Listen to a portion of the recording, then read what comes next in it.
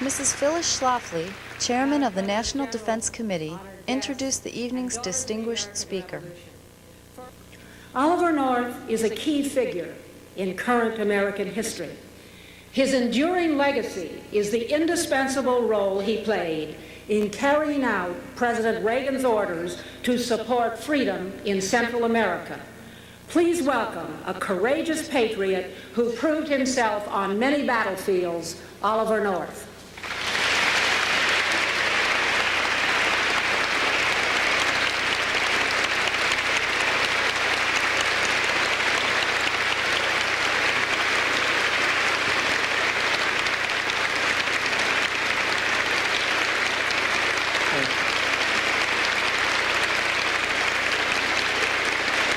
Thank you.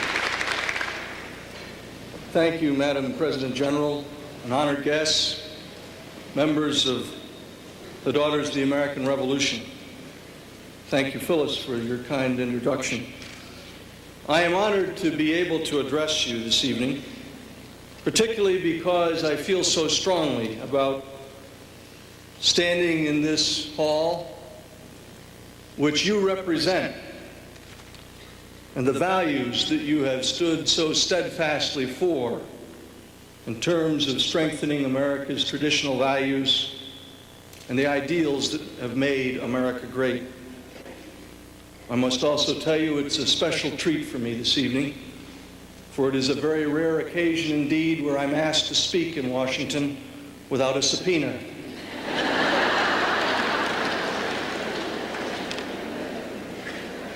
But it is as that father of four that I stand before you this evening, a very concerned father of four.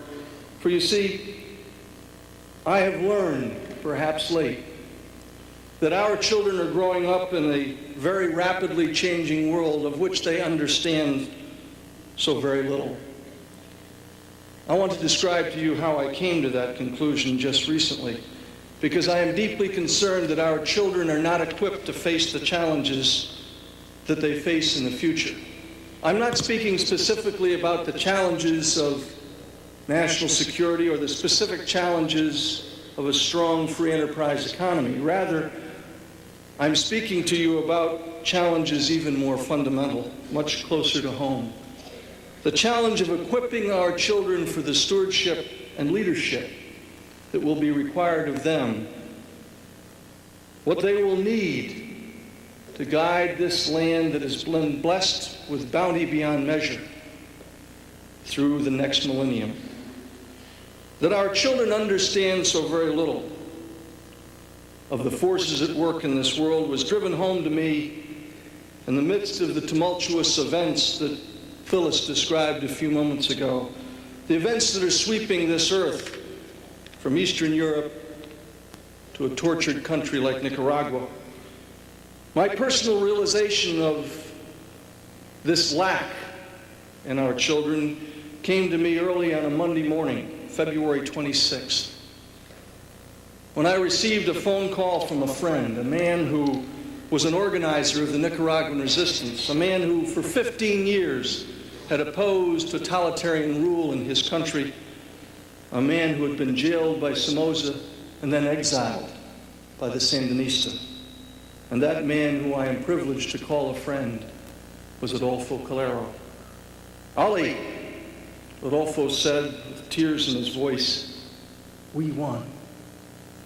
Violeta Chamorro had been overwhelmingly elected to the presidency of Nicaragua, and though nearly all the pollsters and every media outlet in America had predicted a victory for Daniel Ortega and the communists, the lady in the wheelchair, with a great smile and the indomitable spirit, together with the people of Nicaragua, had fooled them all.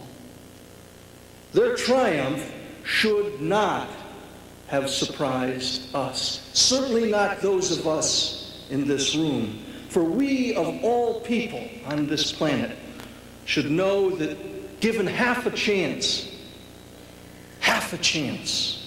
the people of the world will always opt for freedom. Wherever they live, whatever language they speak, whatever the color of their skin, whether they're rich or poor, young or old, powerful or weak. People anywhere, everywhere, will always opt for liberty. And yet, our great media, political, and intellectual giants all predicted a different outcome. Why? I believe it's because they have forgotten that this great unquenchable desire to be free is not a political act, nor is it driven solely by lack of economic opportunity. It is instead, as you well know, a gift of God. A gift of God put in each and every child he makes. It stays with us from the moment of conception until the day we leave this earth. Caring enough to make a difference. I urge you, when you finish this Congress, to return to your communities and help them return to that traditional value, that spirit of commitment, that spirit of faithfulness, that spirit of family that made this country great. Don't wait for the professional politicians to snatch defeat from the jaws of victory. We have taken on that dragon of tyranny that threatened to rule the world and threaten our children, and we won. We now have to take on the dragons that threaten their future and win again. For the sake of our children, there are no greater gifts that we can give them than faith in God, faith in the traditional values that are represented by the daughters of the American Revolution, and to elect leaders of principle who will keep this nation what Abraham Lincoln once described it to be, the world's last great hope. Thank you, God bless you, and Semper Fidelis.